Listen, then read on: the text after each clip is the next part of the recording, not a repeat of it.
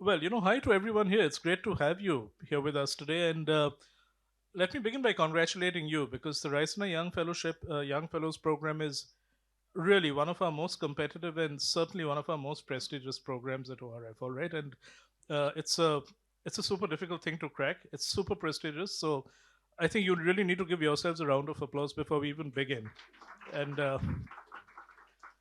and as you will find out in the days ahead, this makes you part of the Raisina family and the ORF family in ways that you will not quite realize at the moment, but in the months and years ahead, you're going to become part of this big global network, and it really does open up a lot of doors and opportunities for networking and learning as well. So great to have you here once again. Now, our panel, like Shavishna said, is called People's Platforms. DPI is a global public good. And just to set the context for our conversation, without really blowing our own trumpet as Indians, it is true that the digital public infrastructure model in India has been something of a runaway success. All right. Our three foundational DPIs, which are Aadhaar, our digital identity, UPI, which is our digital payments process, and something we have called the DEPA, the Data Empowerment and Protection Architecture, which is really for consent based data sharing. The three of these collectively have transformed the digital economy in lots of ways. And just to give you an idea of the scale of this, today the Aadhaar digital ID is used by more than 99.9% of India's adults to access a very broad spectrum of public and private services. Driven by UPI, India has today become the world leader in digital payments. All right, we do more UPI transaction in a day than Visa and Mastercard combined, and that is saying a lot, right? And of course, the DEPA is changing the credit and digital lending landscape in the country as well. But given DPI's low cost and inherent scalability, and the fact that digital public goods are used as the building blocks for these DPIs, there's been a lot of interest from other countries as well about how they might build similar infrastructures, right? This has really inspired a lot of interest in the last few years. And there is, in fact, a lot of DPI related cooperation happening in the world today. So, some 23 countries at the moment have built their digital ID systems or are in the process of building them with India's support. Some 8 nations across the world, have the UPI platform available in their territories, and and I mean, during the G20 presidency a couple of years ago, that was when India really took the DPI message to the world. Okay, and a lot happened around this sort of concept and infrastructure in that year. And one major outcome, among others, was the signing of about 10 MOUs with different global south countries. And India has since begun to work with some of them to implement some of those agreements, all right? DPI build outs are happening in different parts of the world. But look, this is not a global south phenomenon alone.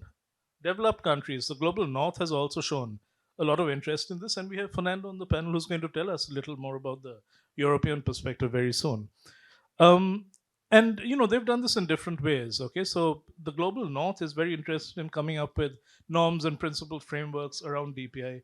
In some cases, in the EU, actually adapting DPI to their own geographies, and of course, also promoting DPI as a tool for development in third countries. All these things are happening in the world today. So clearly, DPI has emerged as a global public good, and it's arguably the only major technological system that has actually flowed not from the global north to the other parts of the world, but from the south. And that is saying something because that normally never happens. And now, of course, there's another new development with AI bursting onto the scene. Okay, this opens up a whole new set of possibilities for the interaction between AI and DPI. And again, we have excellent experts to understand how this is happening, from whom to understand how this is happening. So with that, there's a lot to unpack. So let's just dive into our questions. And Sanjay, if we might begin with you. So Sanjay is the director of DPI at the Gates Foundation. And what do you think? Yeah, we'll have a mic passed to you. Yeah. What, Sanjay, do you think really made DPI work in India?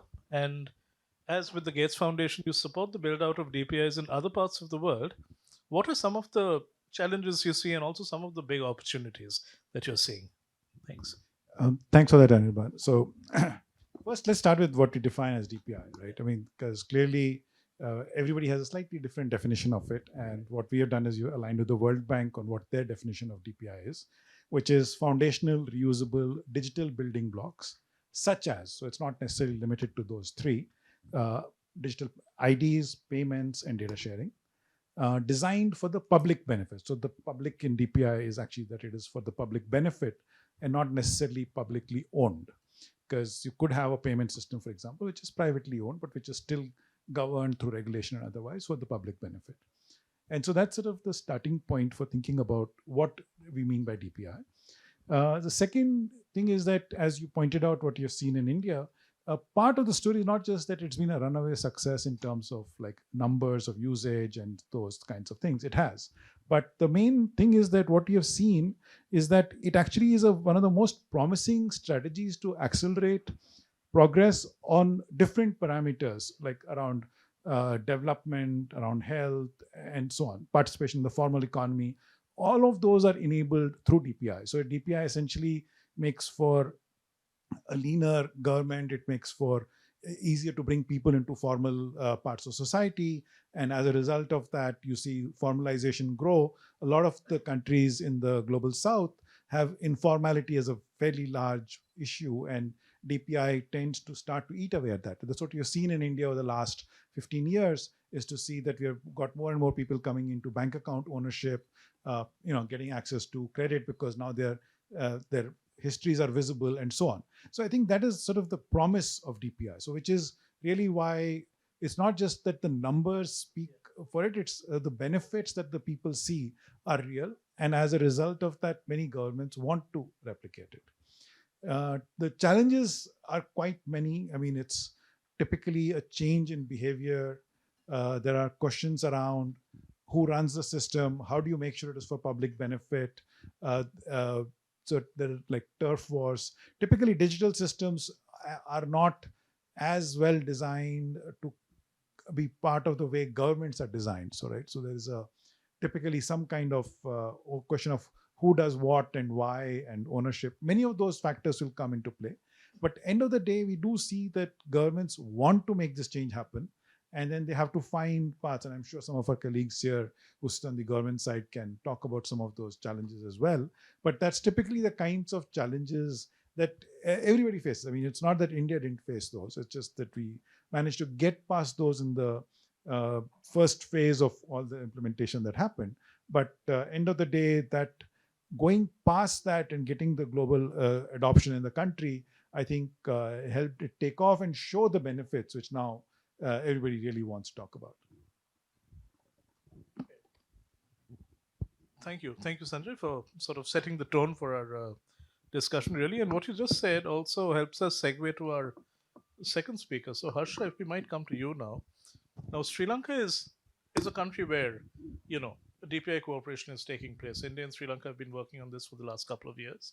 In 2024, UPI integration took place, and also, Sri Lanka is rolling out its digital ID program, the Sri Lanka Unique Digital Identity Program, and India is helping provide some of the technical know-how and support for it.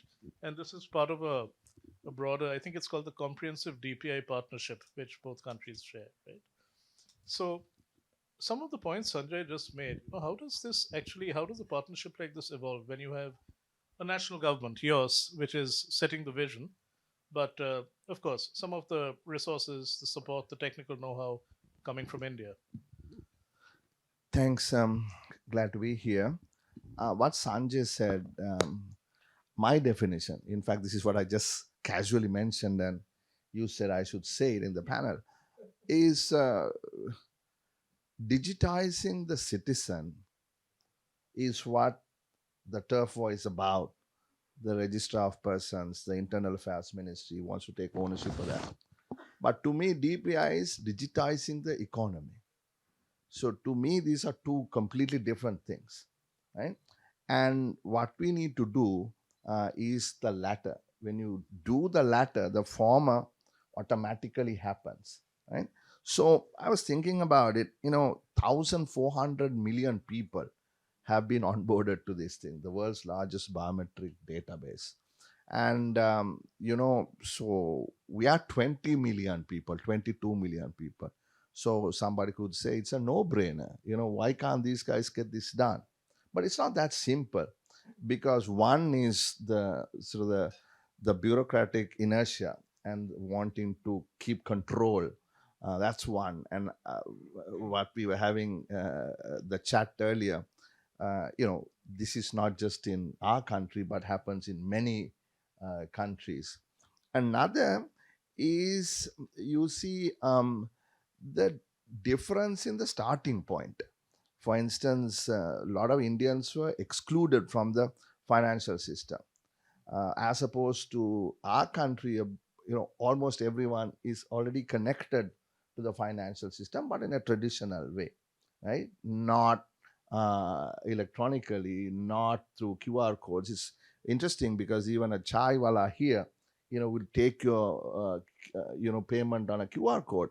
But in Sri Lanka, still the vast majority happens as cash transactions. Right? Another important issue is the ID. You needed to authenticate the person. So during the war, every one of us had to carry an ID because the army would stop us and ask for ID. So it became a cultural thing. We had to have an ID. Don't leave home without your ID, right? So that also, to an extent, was already established. And I already talked about the bureaucratic issues. So the starting point is different. Then there is another issue, and that is about rights. And particularly, we need to understand the context. You can't imagine a Sri Lanka and then create a service for that Sri Lanka. Sri Lanka is what Sri Lanka is. We went through a conflict for 30 years, and there's a rights issues are very important. So therefore, there are folks who have not even to date been explained what this whole thing is about, right? It has been completely, the conversation has been in English. People who understand English will understand it, but most people are, they speak either Sinhala or Tamil. So you cannot have this done successfully, implemented successfully, unless you have the public buy-in, right? So the difficulty, in my view, is the starting point is different, the context is different, and sort of the incentive, therefore, becomes misaligned. I am fully for it. I'm, by the way, I'm an opposition MP, even though I chair the Committee on Public Finance.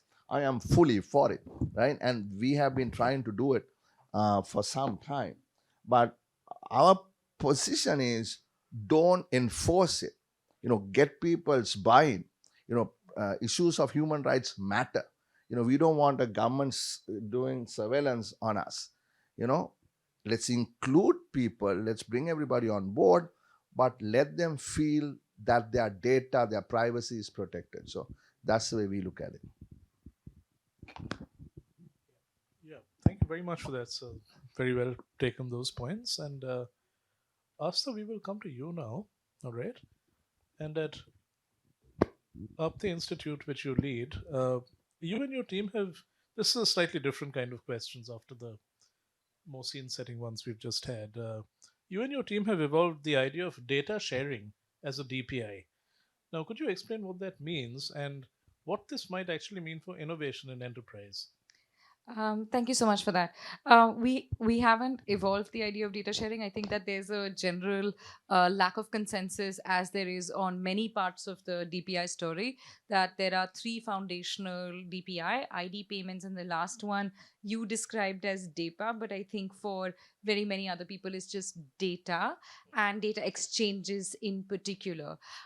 We in India have defined data exchanges as what you described, which is consent flow mechanisms that pass data from point A to point B, and then allow for certain kinds of granularity, revocability around that consent.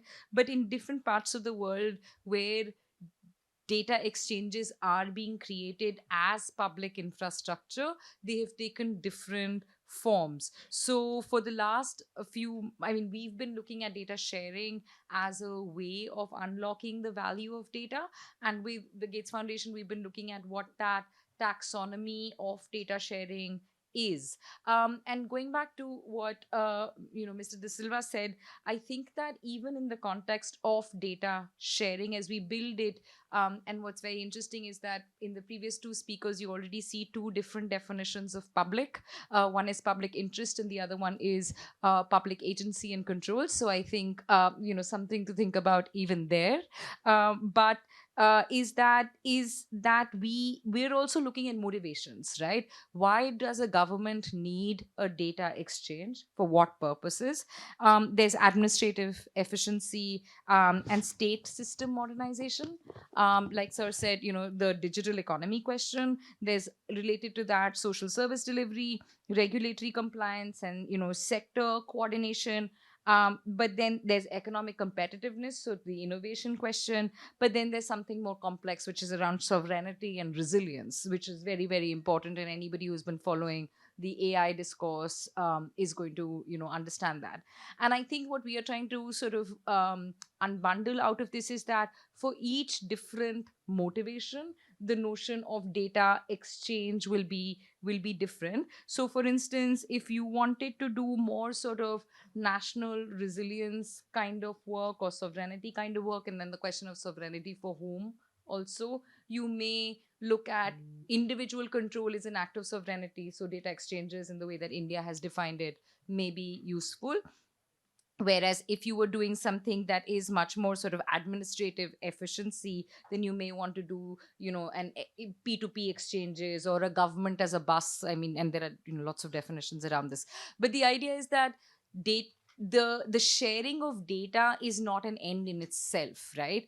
Like Sir said, we have to think about what is the motivation, what does the state need to achieve that is in public interest, and then other definitions of public, which is public agency, control, whatever else that you want to define as publicness, and then basis that figure out what your model of data exchanges. And I think that this one in particular is an especially complicated question of DPI because of the sort of like amorphous shape-shifting form that data takes, and how, unlike this ID, which is usually a governmental thing, or payments which comes from banks, data is something that we all inhabit and inhabits us, and therefore thinking of it as a DPI is a much more complex provocation than it is for the other parts of the foundational DPI ecosystem.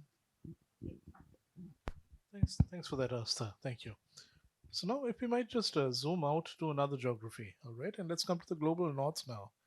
Now, in the north, the EU has been pretty vocal in its support and enthusiasm for DPI. We've heard very good things about it from that part of the world. And within the EU, of course, Spain's e-governance platforms and its use of interoperable building blocks for digital systems have gained quite a bit of prominence. And you are from the government, from the Spanish government.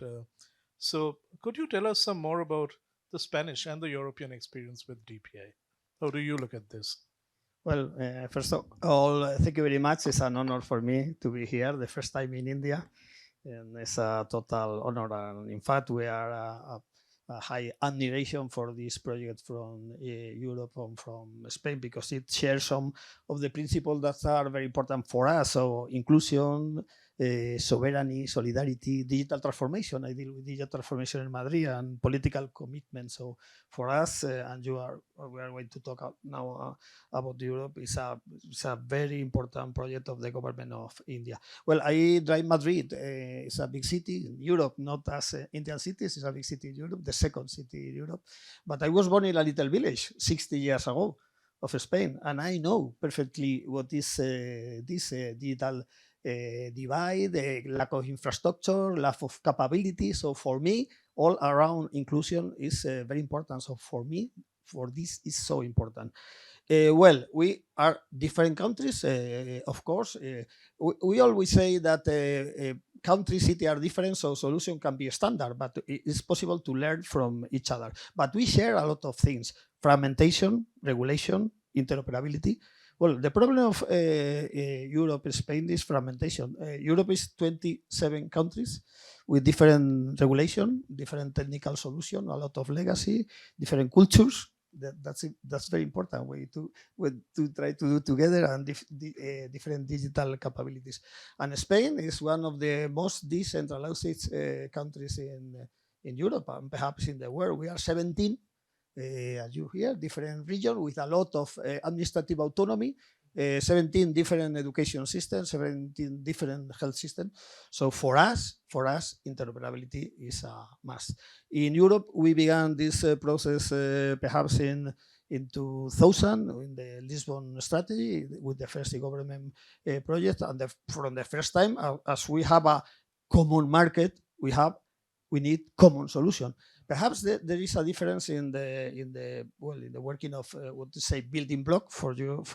Perhaps you say is your Indian stack. For us, is our building block. Is that most of these projects come from the public administration. Goes from the public administration first to include our citizen company, and this goes to the private companies. Well. In Spain, also begun with 2007, there were a lot of access to public administration for internet, and it was a duty for public administration and then a basic right for the citizen. And from the first time, the solution was building blocks. So we are working in building blocks for more than 20 years.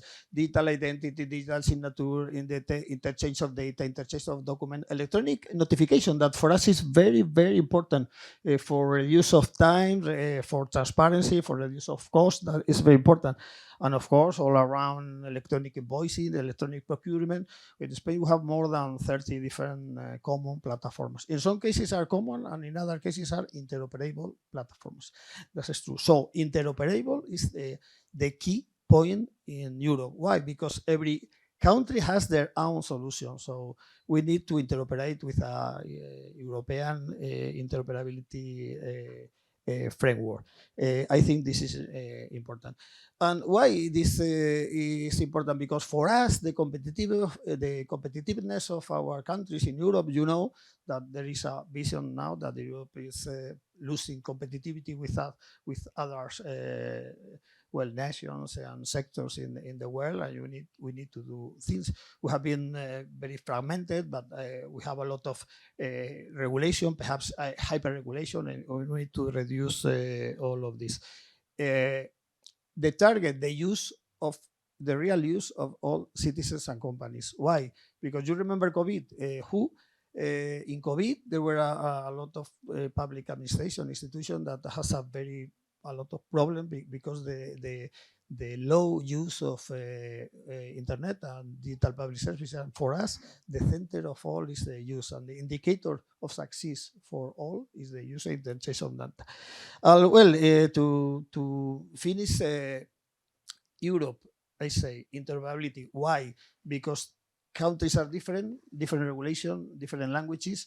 Every country has their autonomy to do things, and the key point is the regulation. In COVID, for example, we developed 17 different tracking apps for controlling. What simple was to develop only one. And of course, we love this project. We have, I think, a advantage that as all our systems are interoperable, it's possible to interoperate with all digital public infrastructure that you could develop. Why? Because we already have a network of interoperability, and I think this is very important for us and for all.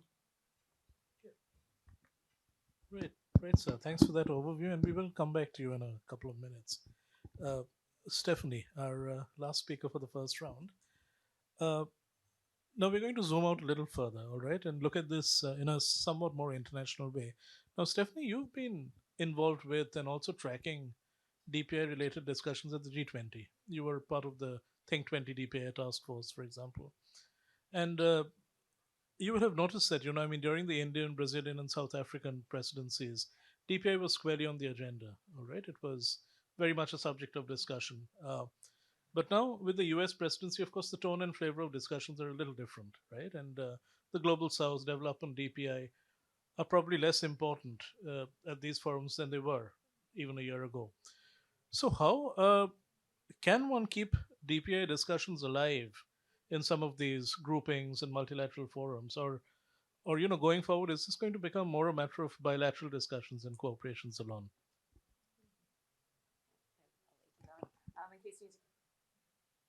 I'll let you keep that one in case you need to cut me off for talking too long.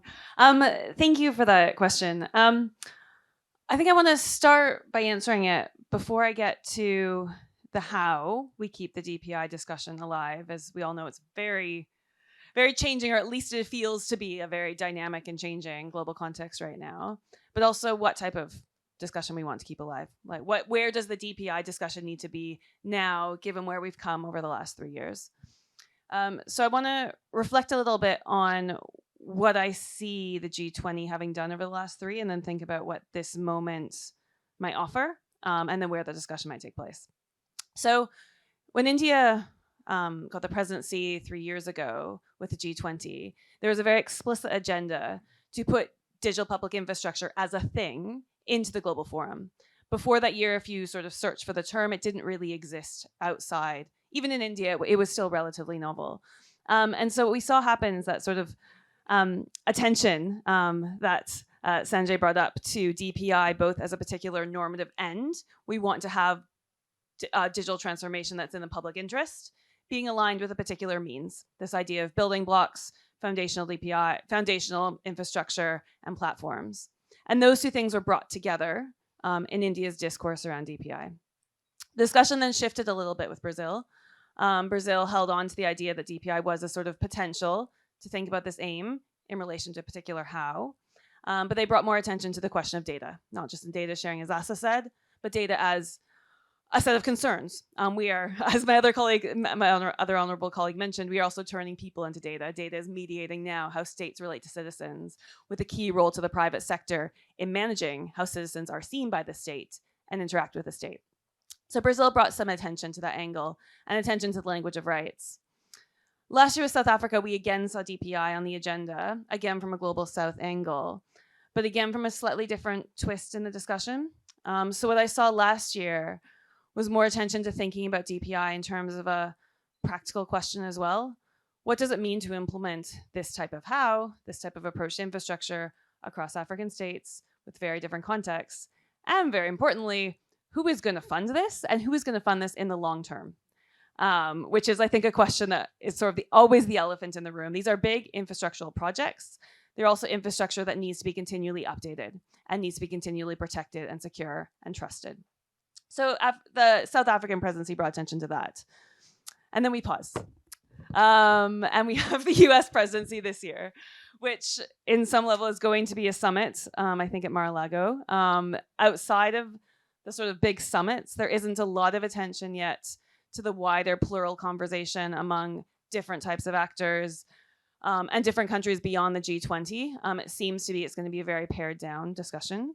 But I do think in that it gives us pause in a few ways that are quite important for thinking where we take the discussion next from South Africa.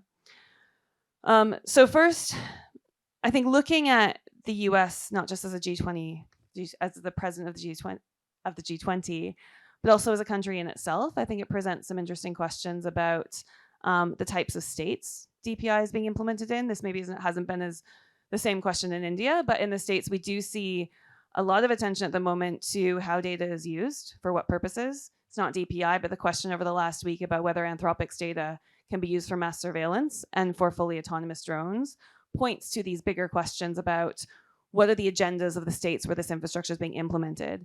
And if we are turning our citizens into data and this data is interoperable across different platforms, what does that mean? And so I think the US draws attention to what are the types of states and what does that mean for what DPI achieves. Second, linked to that, I think it gives us space to hopefully think about the context then in which India developed its DPI. It's a different point in time now. It's also, we're looking across different types of resources, different types of use of data, the evolution of technology, as well as the evolution of geopolitics and the evolution of conflict. I've done some work in thinking about digital ID in the context of Ukraine and Russia. There, different questions come up when we think about what's possible around digital IDs than might be the case in India. So I think it's a point to think back to context. And then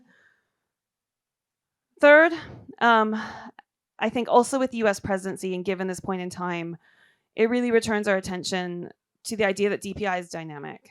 What we've seen happen in India is not a one-off static solution, but as what we can use data for changes, as the risks around cybersecurity change, as we continue to need to sort of update and rethink technology and how everything is connected. Say something like satellites and Elon Musk and Starlink, all of these things point to a different way of thinking about how DPI is changing. And so I think as we think about where it's implemented by different states, this also can be a moment to think about what is DPI now, where is it headed, and what do countries of the global south need to think about within this wider changing context. And so then I guess where the question becomes is, where can these conversations take place? I don't think we're going to see them coming out of the US G20 presidency. I do think we've seen out of South Africa some interesting discussions at the regional level within the African Union, within different regions. I think it's sort of something that is probably happening reflectively within countries, as we've seen by my colleague in Sri Lanka. I think it does point to a bigger challenge, though. I think India can play a role perhaps in the bilateral conversations and opening up these questions about what does the how look like now? What do the aims of DPI look like now, given where we're at? But just to be my final point, I think the elephant again in the room for me comes back to this question of resources. Where are policymakers going to get the time to do this? Who is the capacity of these conversations? And who is going to fund to have a diverse set of people in the room? And I'll leave it there. Well, thank you. You're quite right about the funding. That's not discussed enough, but that really is one of the key stumbling blocks, right? We're going to sort of head into our second round of questions, and this is a common question to all our panelists. And after that, we open it up to a Q&A because this really must be interactive. So I think let's reverse sequence and go back with you, Stephanie, all right? And now let's talk a little about AI, because India just concluded its AI Impact Summit less than a fortnight ago, which, as most of you know, was really probably the biggest gathering of AI stakeholders on the planet ever, right?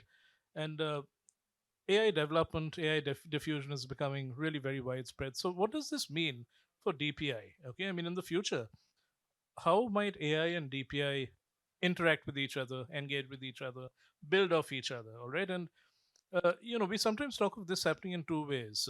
DPI powering AI, where let's say data from different layers of DPI are actually used to build AI solutions and train AI models. But then you also have cases of AI strengthening existing digital public infrastructures, right? But there could be lots of other ways one goes about this as well. So I'd really like to hear your thoughts about what new avenues you think AI and DPI working together might open up for us. So Stephanie, shall we start with you? Sure, I'll try to keep this one shorter. Also, just to apologize, I have an academic background, so I do tend to want to be critical. So I'll try to be positive as well. But just sort of that's the approach to questioning that I come from. If I think about the lessons between DPI and AI, I want to raise two quick things I think will be different from my other colleagues, just to help expand the conversation.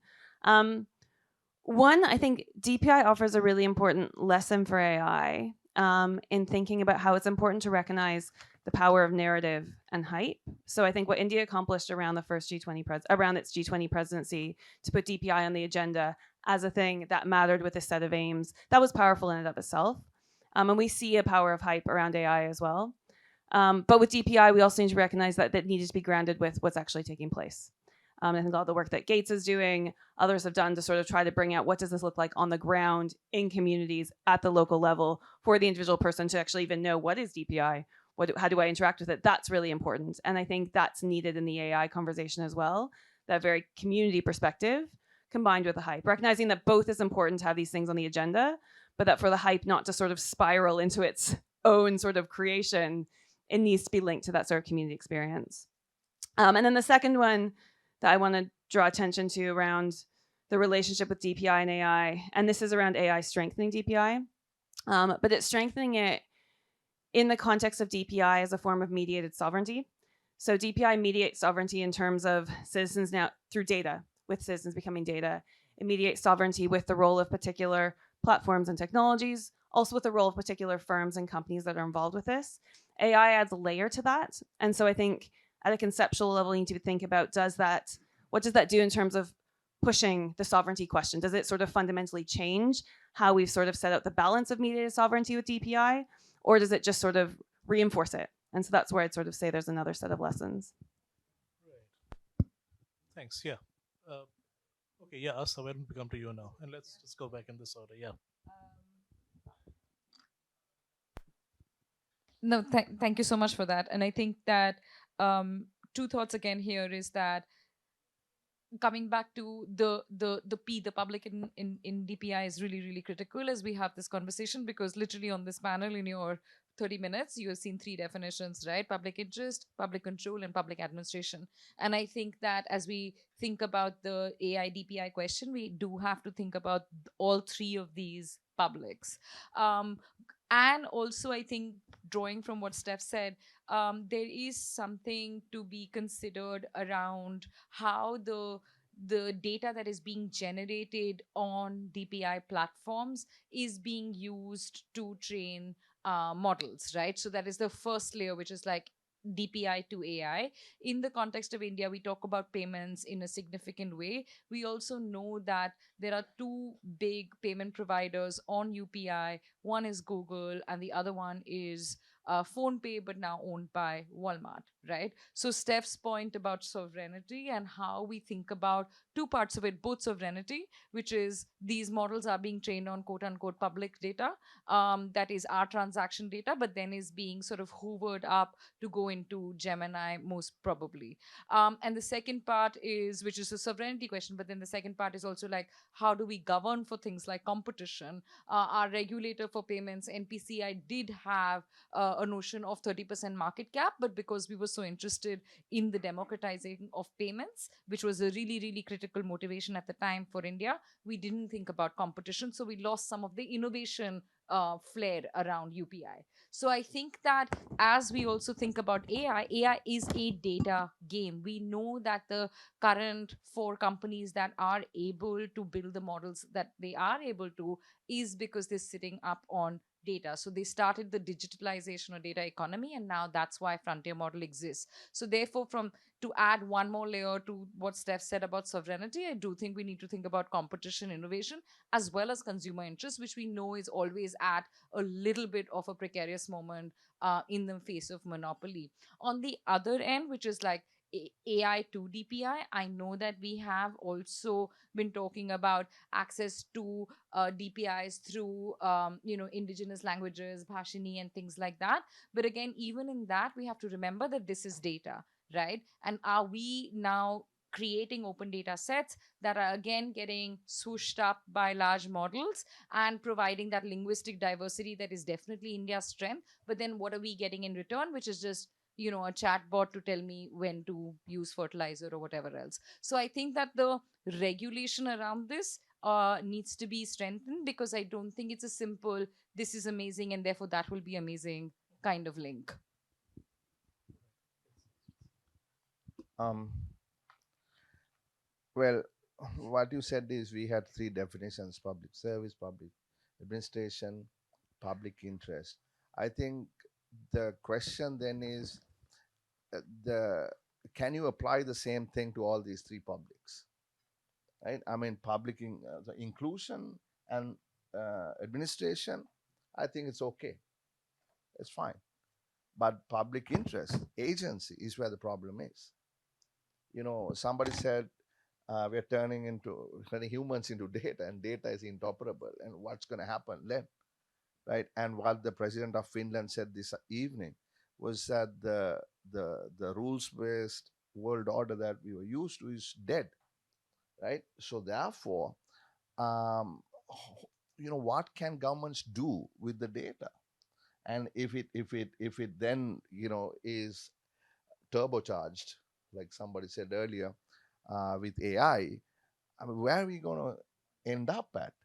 So I think this gung ho attitude, if I may use the word, look, it is all good. I don't think that is the case if you're looking at it from a sort of a privacy, human rights. I control my private information basis, right? So therefore, I think you can't look at it together. uh, Public interest, I'm sorry, public inclusion and public service, public administration has to be looked at separately. And I think that's the easier problem to resolve. But the public interest issue is the more difficult and it takes a lot of courage for governments, to be able to regulate themselves. Countries don't regulate themselves. We see that today, right? So that's I think where the danger lies.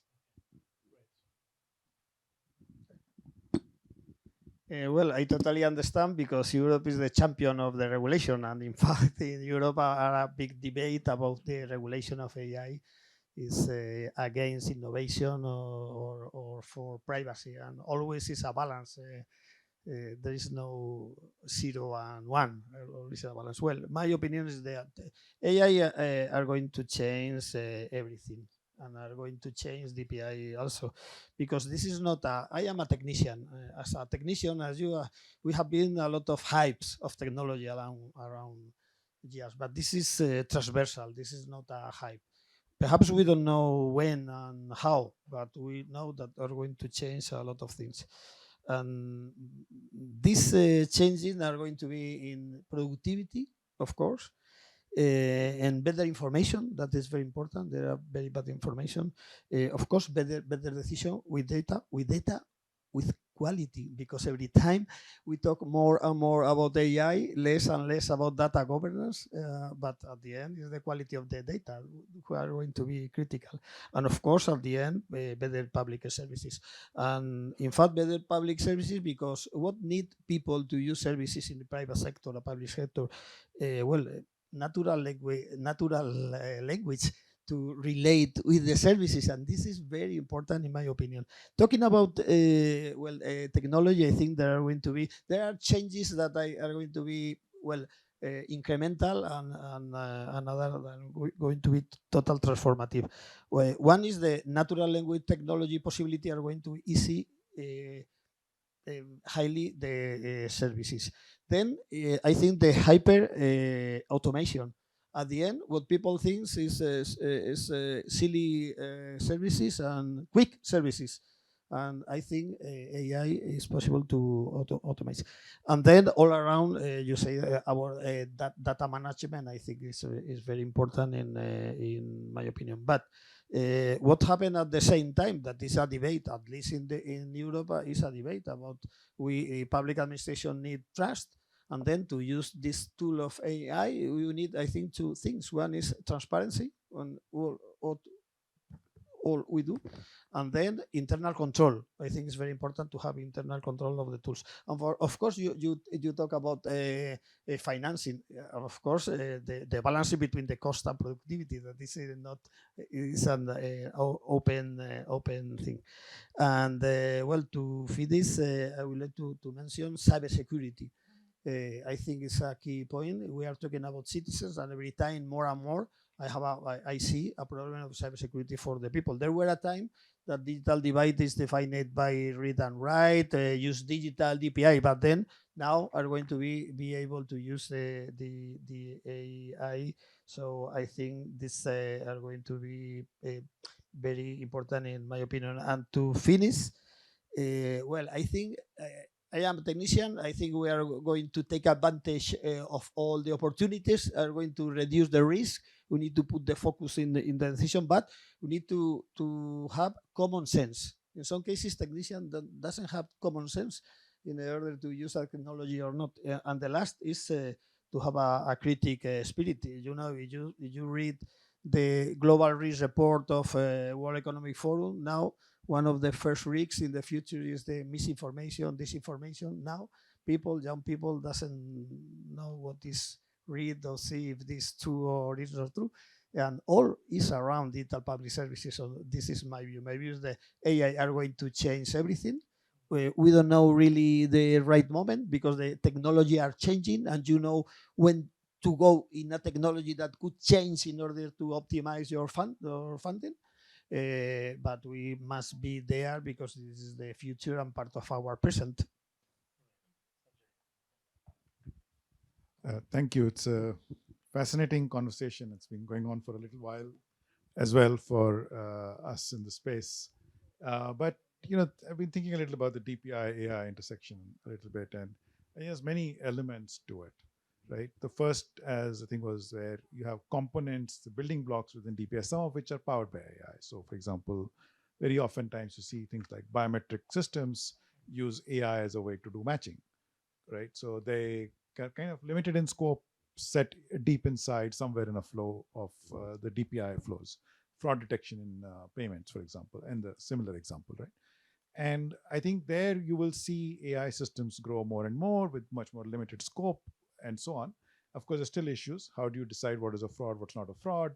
Very important things to be decided. With AI face matching, we have seen how your selection of the data that you use to train on makes a big difference to different populations and so on. So there are many different issues there, but they're much more containable within a smaller set. Then there is the um, like we discussed languages, and I mean, I think what you've seen over time that when the internet sort of became a thing, everything was in English, right? We excluded a lot of people in the digital divide because of language. uh, Interestingly, I mean, the AI moment allows us to bridge that divide, right? Because today, if I ask a question in my local language and the document where the information is stored in a different language, I actually, the question is translated, answered, and retranslated back to me. And that is it's almost magical. I mean, nobody can explain why it happens, but it does, right? And the problem with magic is sometimes stops working, but at the same time, it gives us hope that we'll now be able to undo a divide that we created 30 years back or 25 years back, right? And so I do think the language and access piece is going to be an important thing. There's still a neat question of around how equitable the access is. Smartphones, are they prevalent everywhere? Can you do it without a smartphone? All of those questions about access come up, but the language question, I think, is potentially going to be able to, we're going to be able to put it to rest, right? Now, the other part about what DPI does, if you look at inclusion as an angle, is it allows you to create data about an individual, hopefully in the control of that individual, right? And then with their consent, you can actually create an make sure that any AI application can now be personalized to them with their consent again. So if you're a farmer, you make go to a chatbot and you can get advice just customized to you because they're able to get data about you with your consent and hence give you an answer. And so, in a way, AI can scale these applications which are personalized, can scale only if everybody's included, which means you need the DPI layer. And that works because a lot of times when we talk about DPI, we didn't frame it in that way, but is typically governing the system of record. Your transactions, your ledgers, your data stores are all typically part of what that DPI layer contains. And as a result, with your consent, if that can be accessed, you can get a personalized service to you. So DPI will be the only way AI can scale. So wherever you see AI taking off, it only does it on the basis of underlying digital records, which are very strong, solid, and governed well. And so we think that you will not be able to scale AI to everyone without strong DPI. And then vice versa, right? I mean, you see that AI is changing the way software is developed, changing the way applications are built, and it'll change the cost structure of that industry, and which will also then allow DPI to scale faster, right? Because of the way, again, that is happening. So we're going to see this mix, and there's probably more ways in which AI and DPI will intersect. I'm not sure. I'm sure I'm not covering, as many as if you just do a poll in this room, people come up with 10 more answers, right? But I do think that broadly you can think of AI helping DPI, DPI helping AI, small building blocks, and then the sort of thing about erasing existing divides, right? And then all of this, of course, then you have to layer it with governance, consent, and all the other questions that my panelists raised. Thank you very much for that, Sanjay. And I think with this, we can now open it up to the audience for a Q&A. And please put your hands up. One of the wonderful things about this fellowship is all of you come from very different disciplines, lines of work, etc. Right? So it actually allows you to look at all that has been said through very different lenses, and that's exactly what we want through discussions like this. So please feel free to put your hands up and introduce yourself. Tell us who your question is addressed to. And okay, two hands up already. So let's take the one right at the back of the room. Can we have a mic going around? Yeah. I'm scared my entire cohort knows my hand would have been up, but that's not the point. Thank you so much for the fantastic conversation on a really critical piece of infrastructure in honestly all modern democracies. And honestly, I think some of our friends here might not have been as aware about the DPI advancements that India has done, despite being a developing nation that's been far and beyond advanced in comparison to other developed nations. But my name's Aditya. I'm currently a sitting state legislator from the state of Haryana. So my question's twofold. One thing is we've seen across departments within states as well as the union government in India that implementation of DPI has been staggered, which leads to DPI implementation not being compatible. So the databases and the backend not being compatible with each other. So unique data collection has to happen for every single department separately, which increases the workload a lot, particularly of government employees as well as of the common populace. So how do you think that you could tackle this? And the second part of this question becomes is I come from a state where we have, in addition to Aadhaar, which is commonly known by everyone as one of the best implementations of DPI, we have something called a family ID. It's called PPP because the Hindi name Parivar Pehchan Patra. We have seen time and time again that due to this staggered implementation of DPI and all the databases not being joined with each other, um, we certain governments have actually utilized DPI infrastructure to strip people of welfare instead of actually giving them welfare. Because a very common complaint I get from people is we can't afford a motorbike and there's a car in our name. That I live in a house with 8 people, so the government says, "Oh, you draw too much electricity. You must be really rich." Like there are really bad implementations of DPI being done by because some bureaucrat decides, "Hey, I will decide some random metric is being utilized, and I'm just going to blanketly apply that to every single person sitting in every single person in the state." So, how do you think you can bring in transparency within implementations of DPI across states to ensure that DPI does not become a hindrance to growth rather than and stays the fantastic and amazing accelerator of growth it should be? Sorry for the long question, but this is something I'm really deeply passionate about. Okay, would Asta, Sanjay, any of you like to try and take a stab at this?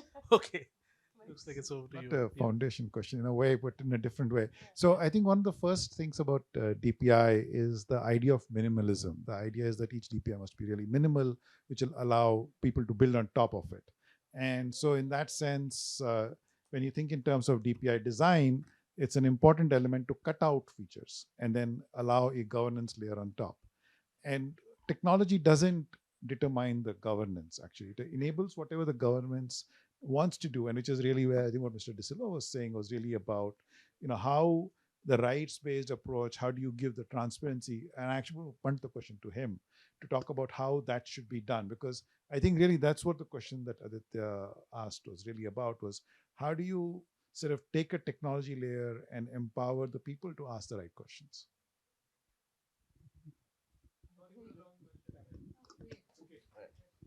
Thanks.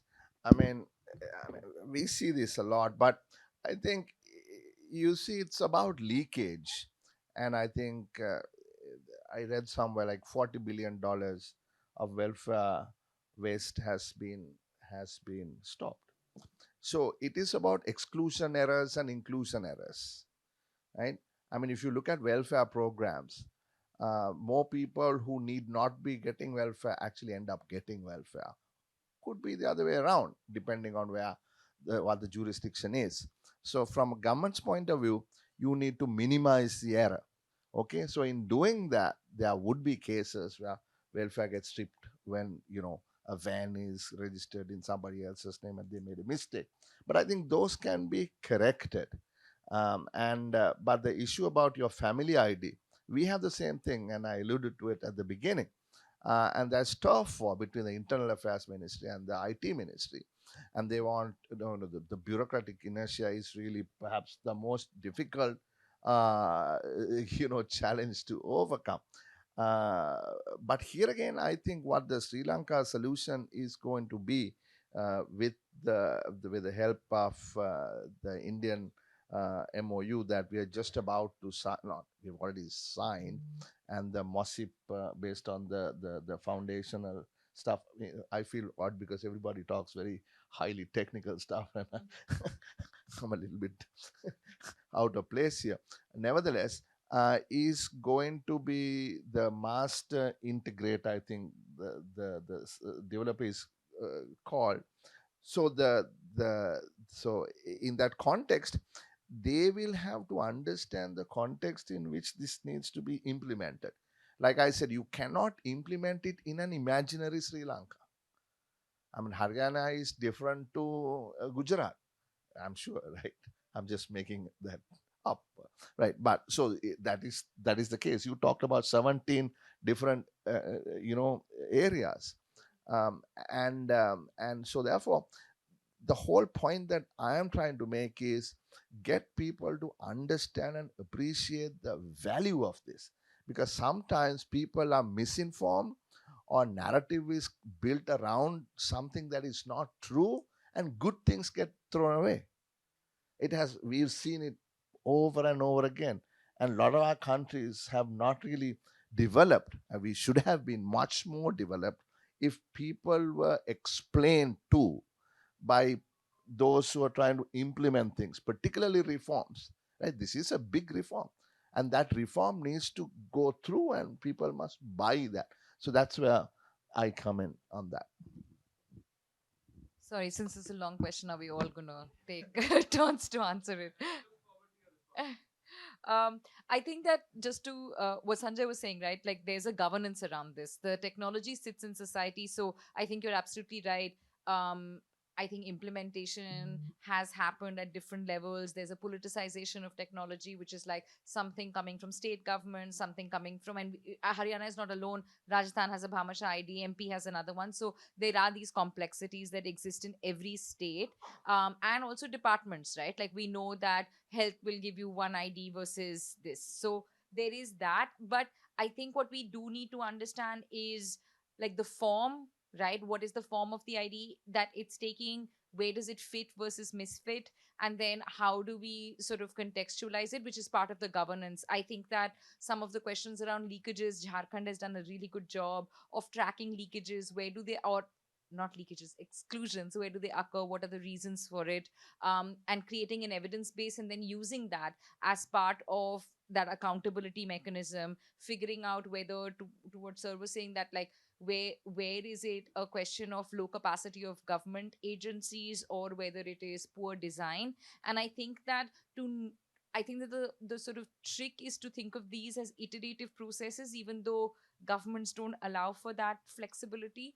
But the technologies, and we've seen the growth of Aadhaar, we were just talking about this before the panel started, is that the UIDAI team that Sanjay was also a part of designed it, they designed it as some magical, number.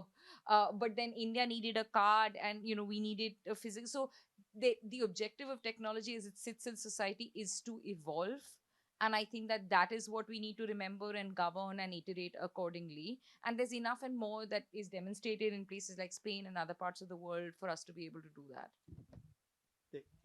One moment, the debate in Europe is about that the regulation in Europe is to protect people, and some people say that it's against innovation. And this, there are a lot of in the A Act, there are a lot of obligation of transparency. You know that the regulation classify the system using AI. No, the AI, the system using AI in 4 levels: no risk, low risk, high risk, and unacceptable risk. In the case of unacceptable risk, there are operations that it is prohibited to do, and it's already okay. But in the case of high risk, there are a lot of obligation of transparency, there are a lot of obligation of responsibility, and also an obligation of certification of the system.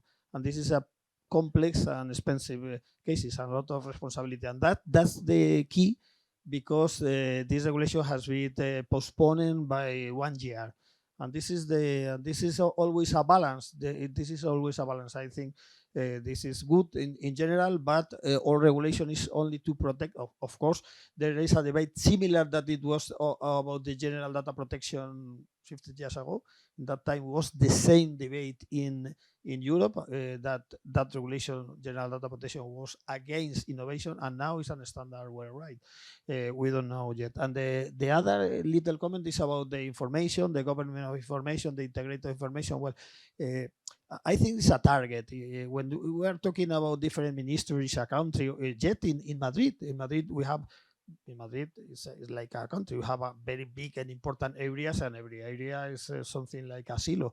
And of course, the medium-term idea is to join information, but at the end, what we used to do is to use this type of interoperability platform, interchange of data, in order to close the data when we need this data, in order to do well new services, or in order to reduce administrative burdens, putting the principle of once only. So you can request a citizen a document that is in the other administration, but it's difficult to join all the information. I think our idea is always to try to interchange data at the same time working in the medium term. So I think just like Astha pointed out the three definitions of public, I want to point out different definitions of family, right? Because part of the reason why Aadhaar didn't go with the family ID, and I'm not taking out my Gates Foundation hat, I'm speaking as a former UIDI person, was that different parts of the government define families differently. Certain parts define it by biology, in the sense of, parent and children kind of relationship, and then you can define a family. Certain parts define it as by people who live at the same address. The census defines it as people who share the same kitchen. You could live in the same building, but you got 3 kitchens, you got 3 families, right? So it's very hard to define that, and particularly in some of these contexts when you have migrant population. So you have a house in the village, and typically the man goes to a city to do part-time labor and then comes back, or maybe to a different state and comes back after some time. How does it change with time, right? And these are all really very hard to define and capture dynamically. And each scheme, because it's designed to benefit a particular type of beneficiary. So when you're doing it for migrants, you define families very differently than when you're doing it for electricity and so on. So the part of the reason with family ID is being difficult to do is because of this constant change and the different definitions, because the purpose is different, right? So that is really part of the reason why Aadhaar sort of stayed away from it, saying that if we do that, we'll get into a very dynamic and complex thing, and we will not be able to scale. If you're going to go across the entire country, you need to really minimize and do that. But the thing is that when you come to the state, your objective is to deliver certain services to people defined by what the legislature or the current administration, the schemes they put in the budget, deem fit. And they require this complexity because you're trying to target based on those complex criteria. And so you will always get this disconnect between the two. And to say that we should solve it in one place is really impossible, because everybody has different needs. Okay, thank you. We do need to close our session in another 5 minutes, so we have time for 2 quick questions and 2 very quick answers. All right, I think, yes, you had your hand up first, and then the lady at that table.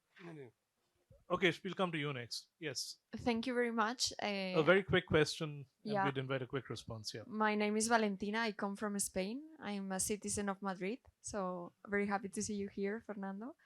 And I can give testimony of how much our digital public infrastructure has evolved in recent years.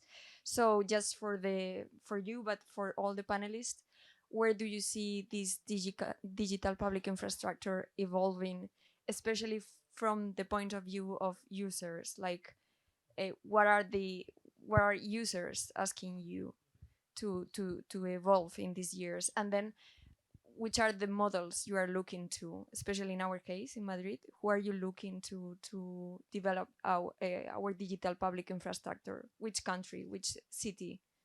Thank you. Okay, let's take the other question as well. And yes, it's the gentleman at the middle table. Yeah, you. I'm not sure we will have time for a third question, but let's take this. Yeah. Thank you all for this wonderful presentation. I am Rafael from Brazil, and my question is, well, mostly to Mrs. Deepavin. I don't know if I read your name correctly. Mr. Sarma mentioned that UPI here in India actually surpasses MasterCard and Visa users per day.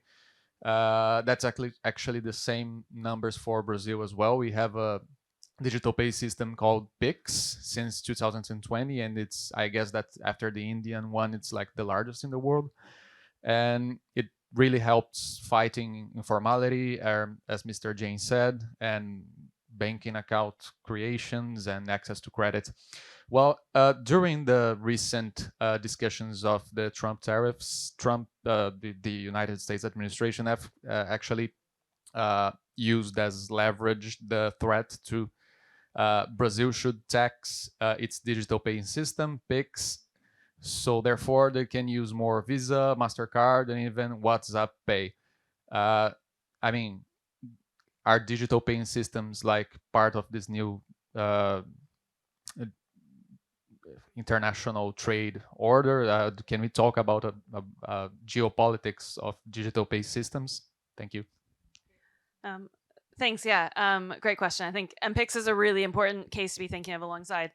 I mean, my short answer to that would be any system that generates monetary value or generates value in an uneven way is going to could become a geopolitical lever, right? And so both UPI and PIX are interesting because in the way they were conceptualized, they threatened that transaction layer. They created new opportunities for different companies to profit at different layers. So as Asta mentioned, PhonePe, Google Pay, but the MasterCards and Visas it took away from. And so there's that tension. So I think, yeah, of course it is. And we see it in other ways. We saw it in sanctions around SWIFT and Russia, right? Like the payment layer, maybe it's less accessible to users, to the wider knowledge, but definitely a geopolitical pawn. And I think it'll be interesting to see how the domestic politics and the international politics come together, right? Because PIX has its own domestic politics and challenges as well, similar to UPI in different ways.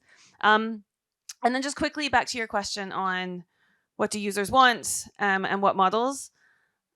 I'll respond to it with a really brief, probably slightly frustrating, but I think important question.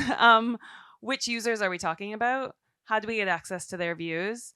And what's the scope of imagination for different models? And so I think one of the challenges with DPI is that, yes, there's been a lot of effort to map it, but the examples we have often go back to the same sets of countries, which are great, but they're also particular contexts.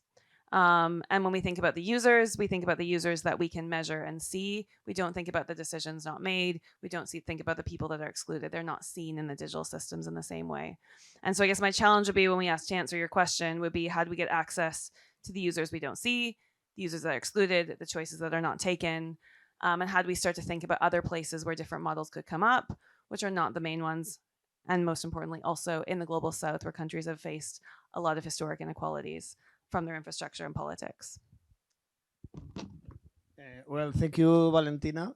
First of all, I have to say I warned that after 14 hours of airplane, I had my ears totally broken, so perhaps I couldn't understand everything well. Well, the model of Spain, 3 weeks ago, the president of government was here in the AI conference, and just 1 week ago, there were a document about digital and technological sovereignty in Spain, where there is a part specific about DPI. Our model of to develop our model of DPI, I have to say that we have studied a lot of different countries, because I've been working for the central government 25 years before going to Madrid. No? So I've been working in this in the case of the central government. We have a lot of touch with a lot of different countries in the world, in the OECD, in America, in the European Union. We know X road, and well, we as I say, every country has its own road. Spain, I don't mention this, but Spain is leader in interoperability in Europe. Spain is leader with this platform. In the case of the DESI's Digital Economy and Society Index is the main report about digital transformation.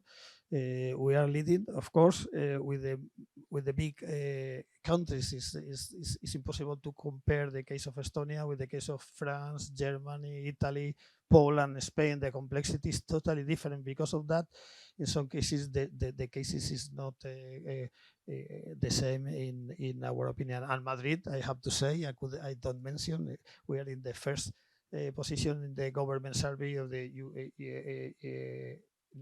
United Nations, because of the use of the services. Because I want to repeat, for us, the most important thing is not the technology, is that people could use and take advantage of the services. And this is the key point of Madrid. We have increased, we have changed administration from face to face to internet, no paper, and this is the key point. And we are going on developing all of these digital platform with say the building blocks, more than 30 different common platforms.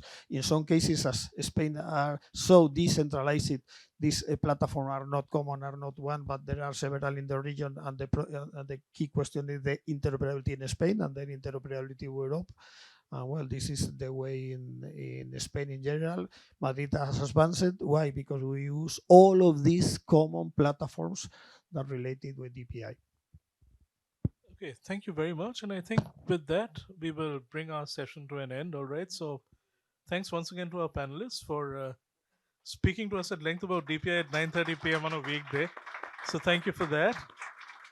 But look, I mean, Reisner fellows, young fellows, thank you very much for being such an engaged audience. And congratulations to you once again. So thanks to all of you in the room.